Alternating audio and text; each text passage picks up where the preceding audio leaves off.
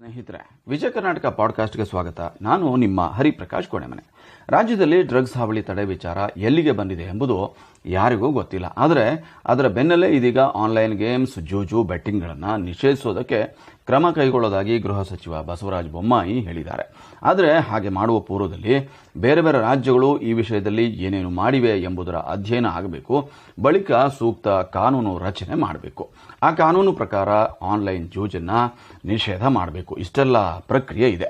ಇದಕ್ಕೆಲ್ಲ ಏನೆಂದರೂ 6 ತಿಂಗಳು ಬೇಕೇ ಬೇಕು. ಆದರೆ ನೆರೆಯ ಆಂಧ್ರ ಪ್ರದೇಶದಲ್ಲಿ ಸುಗ್ರೀವಾಜ್ಞೆ ತಂದು ಆನ್ಲೈನ್ ಜೂಜನ್ನು ಈಗಾಗಲೇ ನಿಷೇಧ ಮಾಡಲಾಗಿದೆ. ತಮಿಳುನಾಡಿನಲ್ಲಿ 2 ವರ್ಷ ಜೈಲು ಶಿಕ್ಷೆ ಕಾಯಂ. ಎಲ್ಲದಕ್ಕಿಂತ ಮುಖ್ಯವಾಗಿ ಈ ಆನ್ಲೈನ್ ಪಿಡುಗನ್ನು ರಾಷ್ಟ್ರವ್ಯಾಪಿ ನಿಷೇಧ ಮಾಡಬೇಕು ಅಂತ ಮದ್ರಾಸ್ ಹೈಕೋರ್ಟ್ ಕಳೆದ ಜುಲೈನಲ್ಲೇ ಸೂಚನೆ ನೀಡಿತ್ತು. ನೋಡೋಣ ಕರ್ನಾಟಕದಲ್ಲಿ ಮುಂದೆ ಏನೇನಾಗುತ್ತೆ ಅಂತ. ಈ ಕರ್ನಾಟಕ ಲೋಕಸೇವಾ ಆಯೋಗ ಕೆಪಿಎಸ್ಸಿ ಚರ್ಮ ಬಲು ದಪ್ಪ ಕಣ್ರಿ. ಕೋರ್ಟ್ ತಪರಾಕಿ ವೀಕಾ ವರದಿ ಹಿನ್ನೆಲೆಯಲ್ಲಿ ಯುಪಿಎಸ್ಸಿ ಮುಖ್ಯ ಪರೀಕ್ಷೆ ಜೊತೆಗೆ ನಡೆಸಲು ತೀರ್ಮಾನಿಸಿದಂತಹ ಕೆಪಿಎಸ್ಸಿ ಮುಖ್ಯ ಪರೀಕ್ಷೆಯನ್ನು ಮುಂದೂಡಿದ್ದೇನೋ ಸರಿ. ಆದರೆ ಏಕಕಾಲಕ್ಕೆ ಸಹಾಯಕ ನಿಯಂತ್ರಕರ ಹುದ್ದೆ ಪರೀಕ್ಷೆ, ಕರ್ನಾಟಕ ಲೆಕ್ಕ ಪರಿಶೋಧನಾ ಇಲಾಖೆಯ ಸಹಾಯಕ ನಿಯಂತ್ರಕರ ಹುದ್ದೆ ಪರೀಕ್ಷೆಗಳನ್ನು ಜೊತೆಗೆ ನಡೆಸೋದಕ್ಕೆ ಕೆಪಿಎಸ್ಸಿ ತೀರ್ಮಾನ ಮಾಡಿದೆ.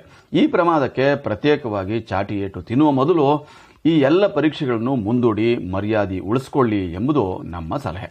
ನಮಗೆ ಇನ್ನೊಂದು ಖುಷಿ ಸಮಾಚಾರ ಇದೆ ನೋಡಿ. 2015ರಲ್ಲೇ ಆರಂಭವಾದಂಥ ಸರ್ಕಾರಿ ಪದವಿ ಪೂರ್ವ ಕಾಲೇಜುಗಳ ನೇಮಕಾತಿ ಪ್ರಕ್ರಿಯೆ ಕುಂಠಿತ ಸಾಗ್ತಾ ಇತ್ತು. 4 ತಿಂಗಳ ಹಿಂದೆ ಈ ಬಗ್ಗೆ ನಿಮ್ಮ ವಿಜಯ ಕರ್ನಾಟಕ ಮೊದಲು ವರದಿ ಮಾಡಿ ಸರ್ಕಾರದ ಗಮನವನ್ನು ಸೆಳೀತು. ನಂತರ ಅಭ್ಯರ್ಥಿಗಳು ಧರಣಿಯನ್ನು ಆರಂಭಿಸಿದರು.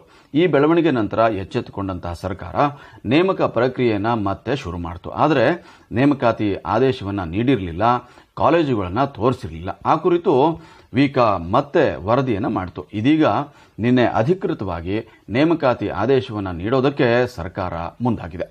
ಕಾಂಗ್ರೆಸ್ ಅಧ್ಯಕ್ಷೆ ಸೋನಿಯಾ ಗಾಂಧಿಯವರು ಪಕ್ಷದ ಆಂತರಿಕ ವ್ಯತ್ಯಾಸಗಳನ್ನು ಸರಿಪಡಿಸೋದಕ್ಕೆ ಮುಂದಾಗಿದ್ದಾರೆ.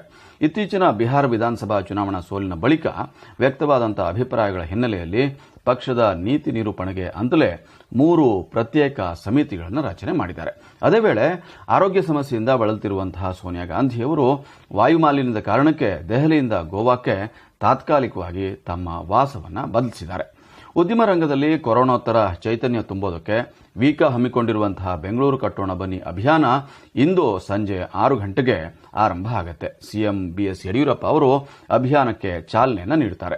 ಬೆಂಗಳೂರಿನ ಎಫ್ಕೆಸಿಸಿಐ ಆವರಣದಲ್ಲಿ ಈ ಕಾರ್ಯಕ್ರಮ ನಡೆಯೋದಿದೆ. ಬೆಂಗಳೂರು ಕೇಂದ್ರ ಸಂಸದ ಪಿಸಿ ಮೋಹನ್ ಅಭಿಯಾನದ ನೇತೃತ್ವವನ್ನು ವಹಿಸಿದ್ದಾರೆ. ಇಂಥ 10 ಹಲವು ಸುದ್ದಿಗಳು ಇಂದಿನ ವೀಕಾ ವಿಶೇಷ. ಇನ್ನು ಕೊನೆ ಮಾತು. ನಿಮ್ಮ ಮಾತಿಗೆ ಗೌರವ ಕೊಡದೇ ಇರುವವರ ಬಗ್ಗೆ ನೀವು ಕೊಡಬಹುದಾದಂತಹ ಅತ್ಯುತ್ತಮ ಉತ್ತರ ಯಾವುದು ಗೊತ್ತಾ? ಅಂಥವರ ವಿಷಯದಲ್ಲಿ ಮೌನವನ್ನು ವಹಿಸೋದಂತೆ. ವೀಕಾ ಅಂದರೆ ಸಮಗ್ರ ಸುದ್ದಿಲೋಕ ಕಣ್ರಿ. ಶುಭ ದಿನ. ನಮಸ್ಕಾರ.